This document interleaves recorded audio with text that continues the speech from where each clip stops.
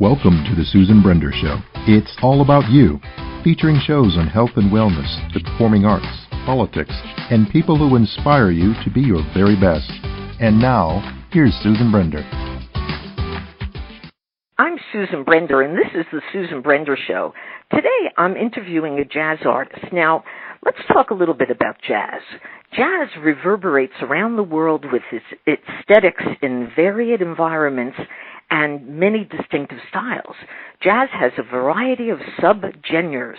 It's a confluence of African and European music traditions that have integrated music from the 19th and 20th century American popular music with its improvisation, blues notes, and polyrhythms. Today, my guest is Louis Hayes. Now, Louis Hayes was born in 1937 in Detroit, Michigan. He was surrounded by music, actually first starting with the piano, before his father gave him a set of drums at age 10. A cousin noticed his talent, took him under his wing, and made sure that his approach to the instrument would serve him well. And well, it did. So, let's talk a little bit to Louis Sedell Hayes. Welcome. Welcome. Thank you, Susan. That was a very nice intro. I'm glad you enjoyed it. Now, let's talk a little bit about jazz. You're a master. You've been around for a long time playing with some of the most important people. Now, let's talk about the likes of Yusef Lateef, Kenny Burrell, Doug Watkins, and many, many others. What was it like to play with them, Louis?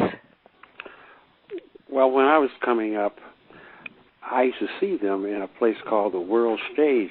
That was a place that was ran by musicians like Barry Harris and Kenny Burrell, and people could come and the audience would come pay a little money, and the guys would perform there, and the younger people could come and listen to these great artists. And I was actually a little bit younger than 10 years younger than they were, and I didn't really participate in playing in there, but I enjoyed listening, and I was pretty nervous being around and participating in playing with them. But eventually, a bassist in Detroit, his name was Ernie Farrell, we got to know each other pretty well, and he was a person that was one of our friends and part of those people. And he started me playing there because I was basically playing with my younger people, my peers, and doing certain jobs in teenage clubs, things like that in Detroit. And I had a band when I was about 15. I put together, and we were playing in a teenage club.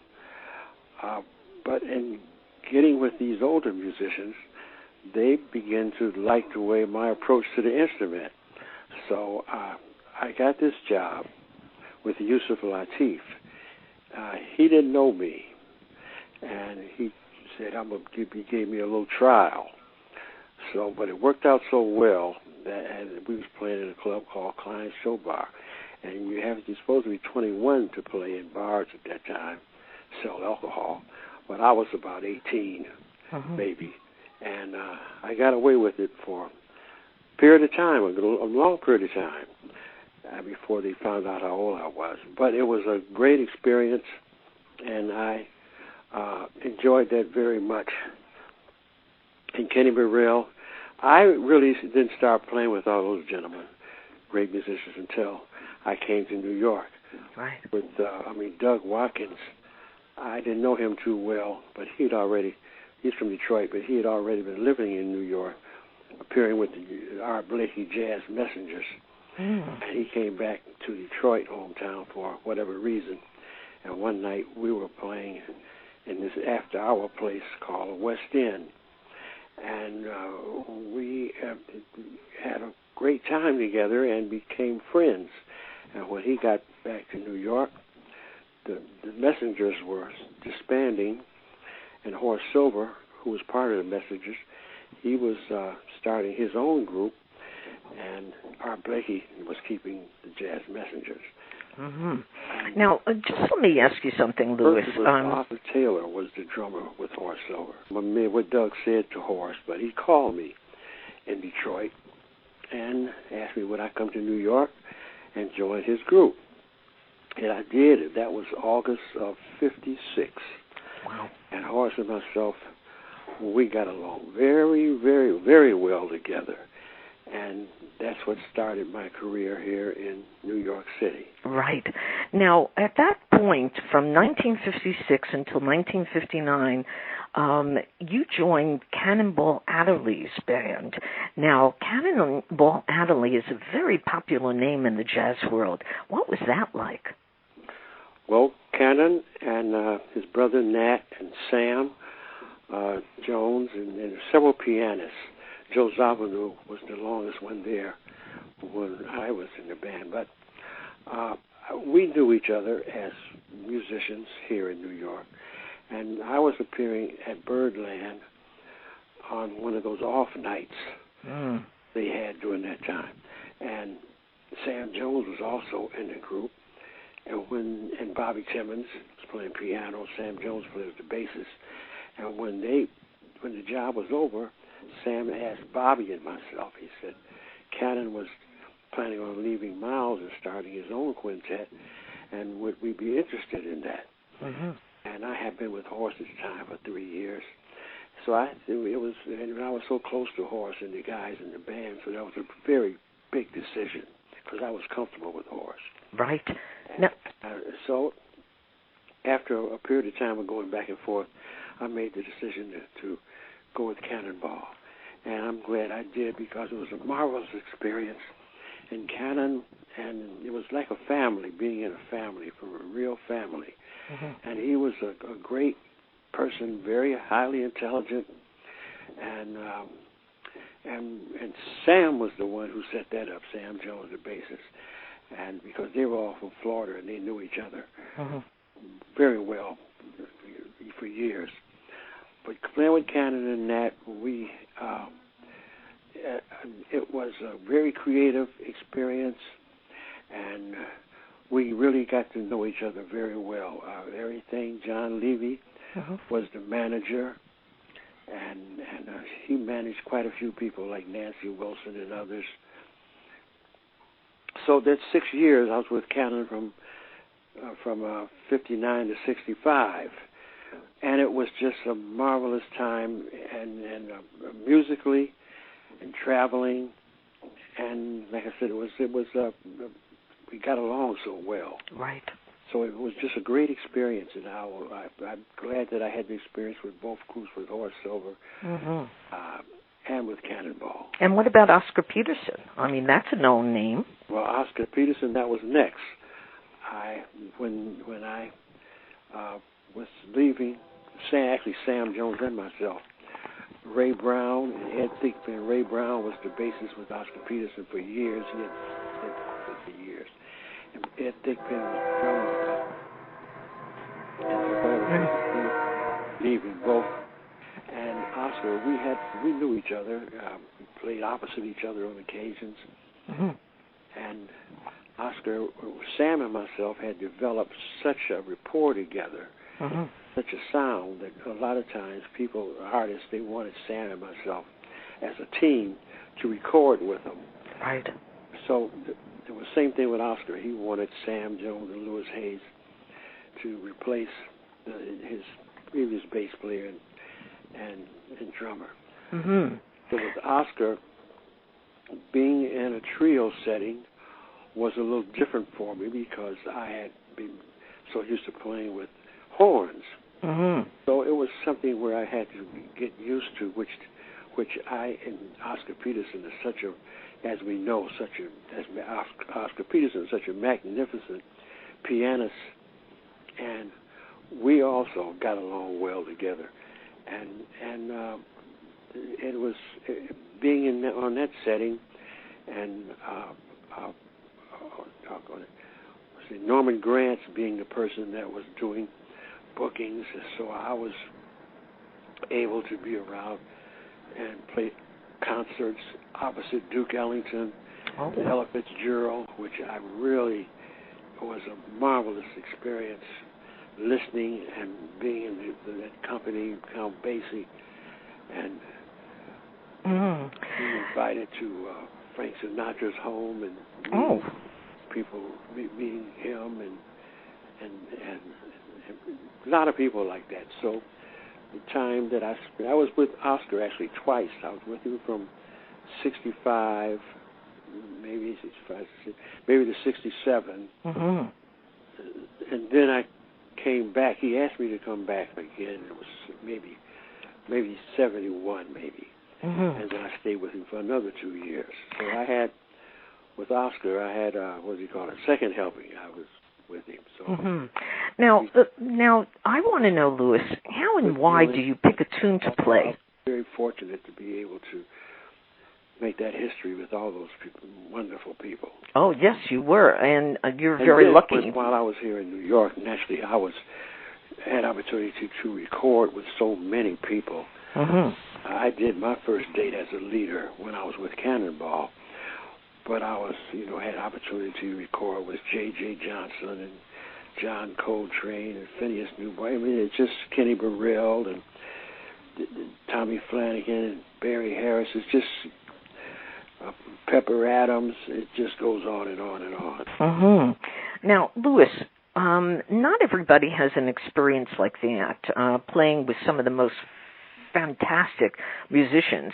Now, let's change a little bit of the discussion. So how and why did you pick a tune to play? I mean, there are various tunes that you could have played, but you chose a certain one. Now, what was it about that one, and tell us what it was.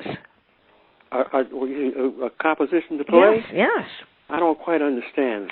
So what I want to know is there are certain tunes that you choose to play, and I want to know why. Well, depending on the setting and what direction the artists are going in, what they're trying to, and who they are, their ability to play and how they think, because artists, naturally, everyone is different, and they have a different approach to this art form, and sometimes, a lot of times when you are recording with different artists, you already know each other, and that's why the artist asks you to be a part, because they know that you will be a good person to accompany them or to fit in. The feeling that you have goes along pretty much with what they want to do. Mm-hmm. Now, isn't jazz... Compositions I chose a lot of times by the leader, whose ever recording date it is, most of the time. Mm-hmm. And sometimes when you're in a group, like with Cannonball or the groups that I have, you have different people in your group, and you get together and you talk it over. Mm-hmm. And it becomes something where between the different artists, you choose what you want to play. Mm-hmm. in the group, what you think, because different people everyone has great ideas, so you all come together and work it out. Yeah, but here's the thing, Louis. I thought jazz was improvised. Most of the jazz that I've heard seems to be improvised. Now, is that true? Yes. Mm-hmm. Now, how do you decide what tunes to record? I mean, you know what tunes you want to play, but what about the tunes you record? Well, those are the tunes that you play are the tunes that you record. Now, at certain standards, when you are coming up as a youngster, that artists that are involved in this art form are supposed to know in order to, because you don't have to rehearse. I have a job tonight. I mean, through Sunday. Mm-hmm. This is not a group. This is just something with some friends. We're going in this club called Smoke in Manhattan and enjoy ourselves for 3 days. Now, we haven't rehearsed, and we're not going to rehearse, but in certain compositions that are like, that everyone knows, and you just bring your art form to them, because if you don't know these compositions, and no, you're not going to be a part of the people that would call you for that. I wouldn't be called to play with certain rock and roll or whatever you call that. You mean those people, because I'm not involved in that, and I wouldn't fit in with what they're doing. How do you feel about that, Louis? So it's just certain compositions that are standard that you would just musicians that they automatically know. Now, there are young people who like jazz, but for the most part, they're into something else. They're into hip-hop, they're into rap, they're into various kinds of music. How would you get them to be interested in jazz? Well, on occasion, I have opportunity to go to colleges. I'm going to Michigan State in April, and for a few days.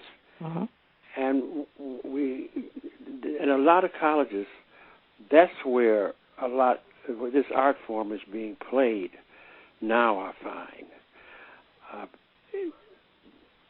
And the media, I mean, what is out there for people to hear, basically, is not this art form we call jazz. Other things, like you said, the rap and other art forms, that's what's out there on the radios and in the movies, and young people, that's what basically they hear now. So how do you feel about that? And so it's no place for them, and it's so just changed now for even art form that I deal with for making appearances, especially in other cities. New York, you do have more than one that you can perform this art form. But in other cities in America, it's not that many now. It's not like it used to be, where you can go to and travel, and it's different now, because we used to, when I was with Cannonball and Horace, we used to drive a lot to different places. Man, at least twice we drove from New York to California. Wow. Yeah. Back. But people don't do that anymore. No. Fly places that are distances, which is more money, and air and catching airplanes with contrabass is different, because they don't have a big problem with taking a bass, even if it has a coffin on an airplane or a drum set. It's different now.